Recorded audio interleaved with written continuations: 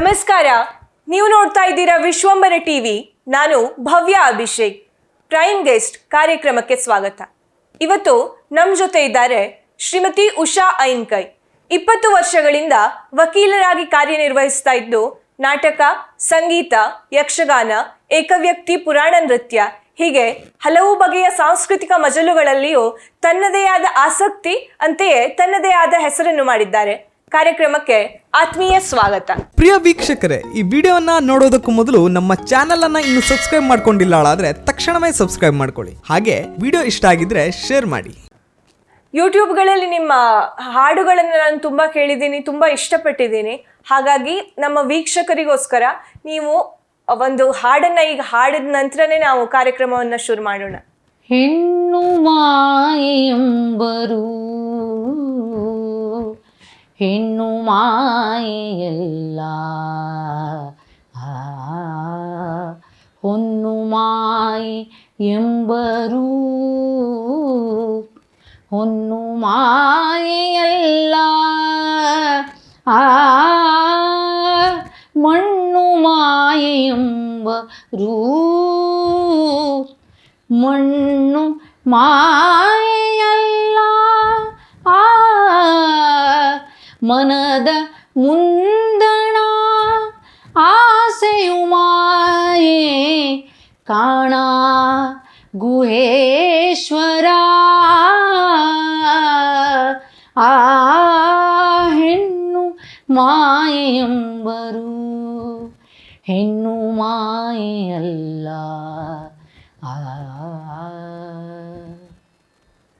ಸುಮಧುರವಾದ ಗಾಯನದ ಮೂಲಕ ಒಂದು ಪರ್ಫೆಕ್ಟ್ ಸ್ಟಾರ್ಟ್ ಕೊಟ್ಟಿದ್ದೀರಿ.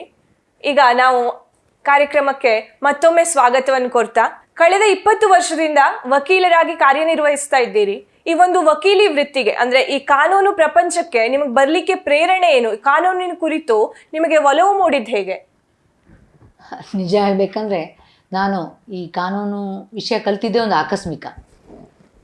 ಚಿಕ್ಕಂದಿಂದ ಸ್ವಲ್ಪ ಪ್ರಶ್ನೆ ಮಾಡೋದು ನನ್ನ ಹ್ಯಾಬಿಟ್ ಆಗಿತ್ತು. ಸ್ವಲ್ಪ ಗಟ್ಟಿಯಾಗಿ ಮಾತಾಡ್ತಿದ್ದೆ, ಗಟ್ಟಿಯಾಗಿ ಧೈರ್ಯದಿಂದ ಓಡಾಡ್ತಿದ್ದೆ.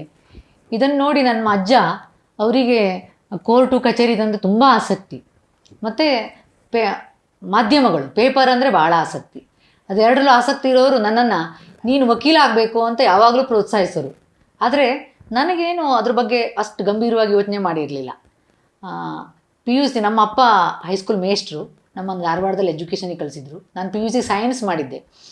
PUCಲಿ ಕಡಿಮೆ ಓದಿದೆ, ಹಾಗಾಗಿ ಮಾರ್ಕ್ಸ್ ಕಡಿಮೆ ಬಂತು, ಇಂಜಿನಿಯರ್ ಸೀಟ್ ಸಿಕ್ಕಿಲ್ಲ. ಆ ಹಿನ್ನೆಲೆಯಲ್ಲಿ ಅಜ್ಜ ಹೇಳ್ತಾ ಇದ್ದ ಮಾತು ನೆನಪಾಗಿತ್ತು. ನಾವು ಹಾಗಾದ್ರೆ ಈಗ ಕಾನೂನು ಪದವಿ ಮಾಡ್ಬೋದು, ಡಿಗ್ರಿ ಮಾಡಿಕೊಂಡು ಕಾನೂನು ಮಾಡೋಣ ಅಂತ ಒಂದು ಆಕಸ್ಮಿಕವಾಗಿ ಈ ಲಾ ಫೀಲ್ಡಿಗೆ ಬಂದಿದ್ದು.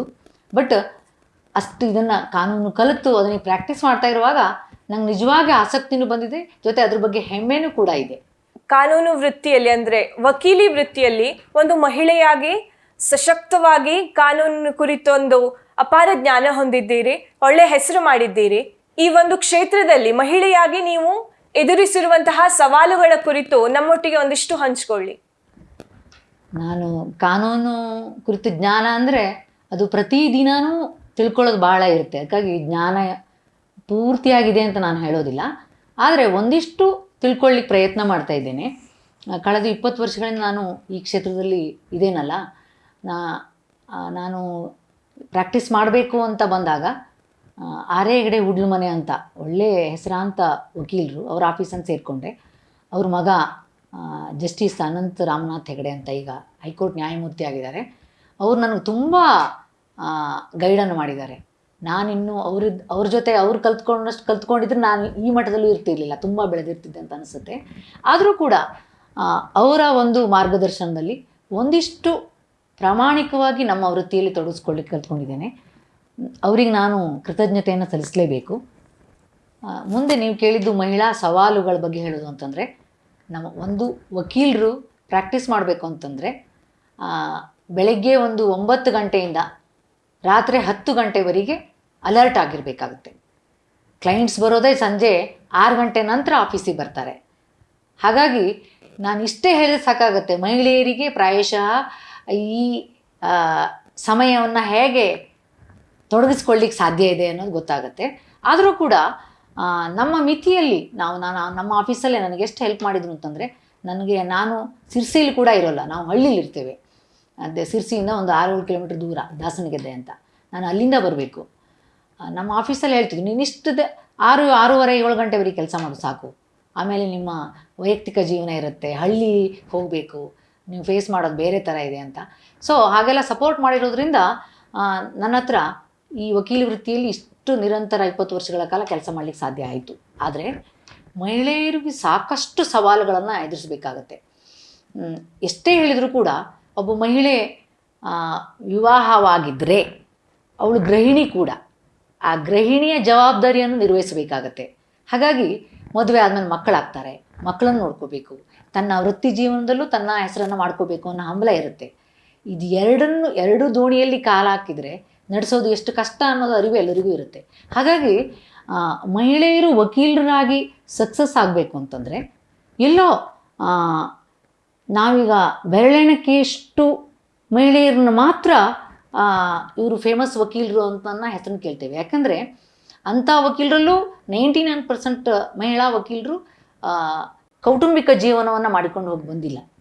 ಆದರೆ ಕೌಟುಂಬಿಕ ಜೊತೆಗೆ ಕುಟುಂಬವನ್ನು ಚೆನ್ನಾಗಿ ನೋಡ್ಕೋಬೇಕು, ವೃತ್ತಿಯನ್ನು ಮಾಡಬೇಕು ಅಂತಂದರೆ ಮಹಿಳೆಯರಿಗೆ ದೊಡ್ಡ ಸವಾಲು. ಅದು ಭಾಳ ಕಷ್ಟ ಆಗುತ್ತೆ. ಯಾಕೆಂದರೆ ರಾತ್ರಿ 10 ಗಂಟೆವರೆಗೆ ಇರೋದು ಅಂತಂದ್ರೆ ದೊಡ್ಡ ಕಷ್ಟ.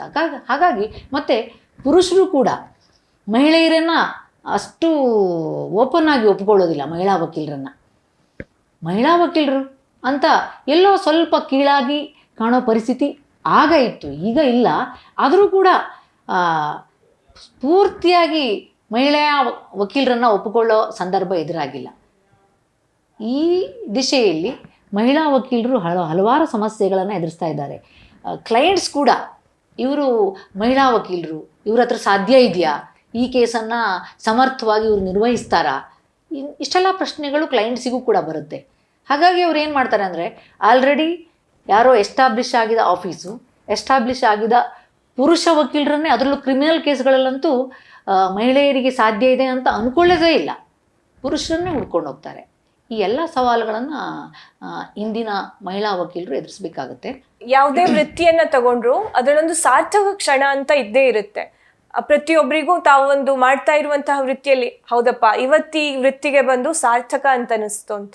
ನೀವು ವಕೀಲಿ ವೃತ್ತಿಯಲ್ಲಿ ಇದ್ಕೊಂಡು ನಿಮ್ಗೆ ಆ ಥರ ಸಾರ್ಥಕತೆ ಅಂತ ಅನಿಸಿದ್ಯಾ? ಯಾವಾಗ ಆ ಥರದ ಕುರಿತಾದೊಂದು ಘಟನೆಗಳನ್ನಾಗಲಿ ಕ್ಷಣಗಳನ್ನಾದರೆ ನಮ್ಮೊಟ್ಟಿಗೆ ಹಂಚ್ಕೊಳ್ಳಿ.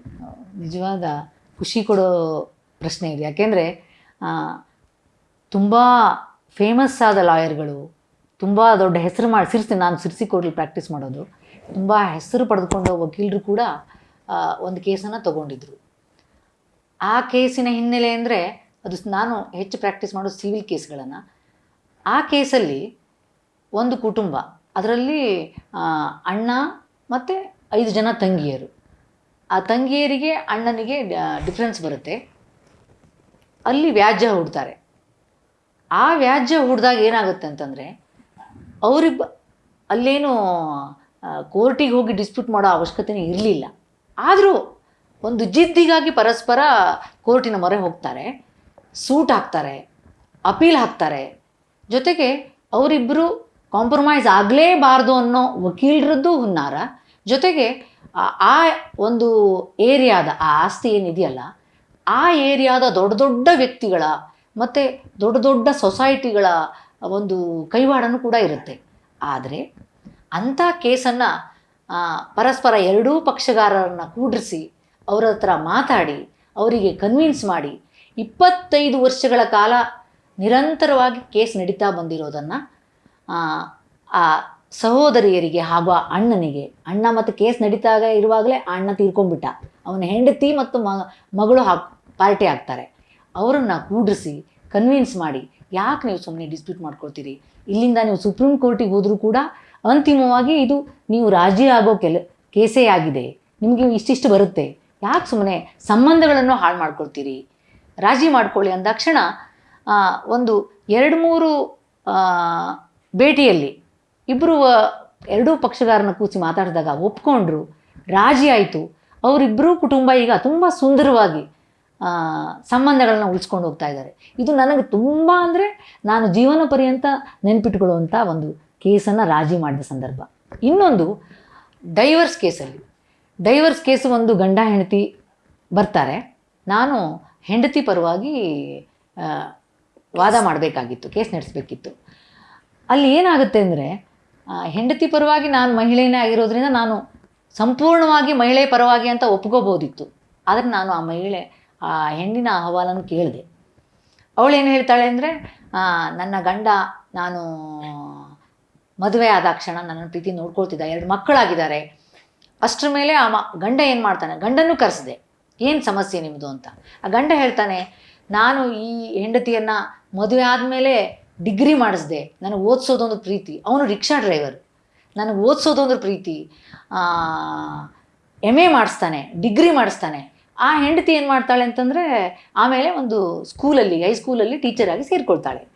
ಅಲ್ಲಿ ಸೇರಿದ ಮೇಲೆ ಅವಳಿಗೆ ಸುಪೀರಿಯಾರಿಟಿ ಕಾಂಪ್ಲೆಕ್ಸಿಟಿ ಶುರುವಾಗುತ್ತೆ. ನಾನು ಹೈಸ್ಕೂಲಿನ ಟೀಚರು, ನನ್ನ ಗಂಡ ಇನ್ನು ರಿಕ್ಷಾ ಡ್ರೈವರು, ನಾವಿಬ್ಬರು ಬದುಕಲಿಕ್ಕೆ ಸಾಧ್ಯ ಇದೆ ಅನ್ನೋ ಪ್ರಶ್ನೆ ಬರ್ತಾ ಹೋಗುತ್ತೆ.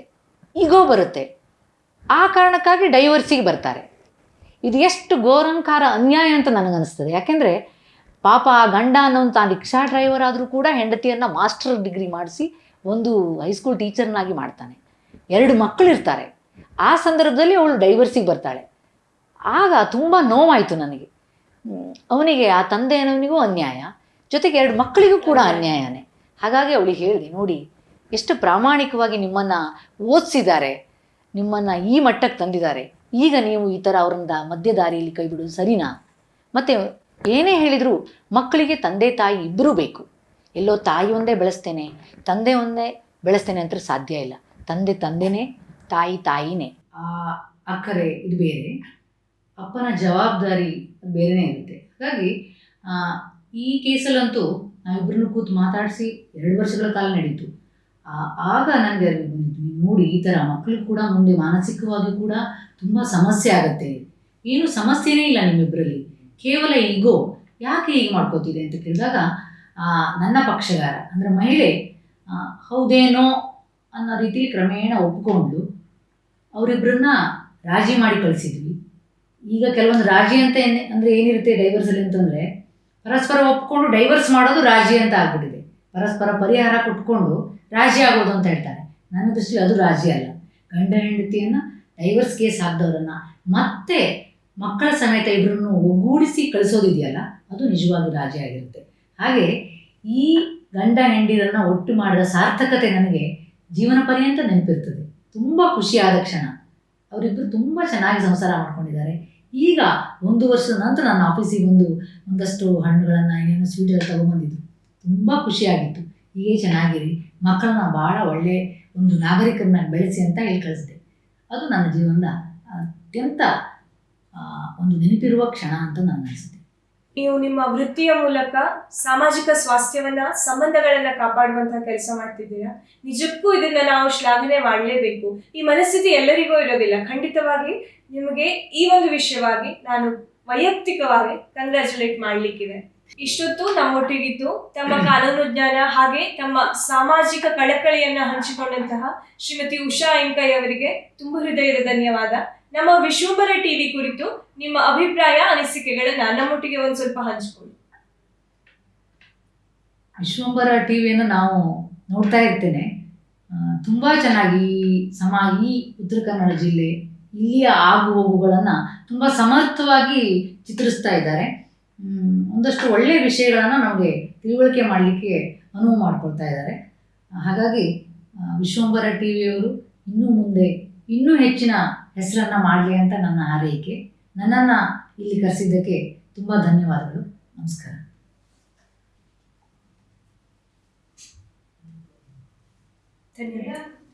ವೀಕ್ಷಕ ಮಹಾಪ್ರಭುಗಳೇ, ನಮ್ಮ ಚಾನಲ್ ಅನ್ನು ಸಬ್ಸ್ಕ್ರೈಬ್ ಮಾಡಿ, ಶೇರ್ ಮಾಡಿ, ಪ್ರೋತ್ಸಾಹಿಸಿ.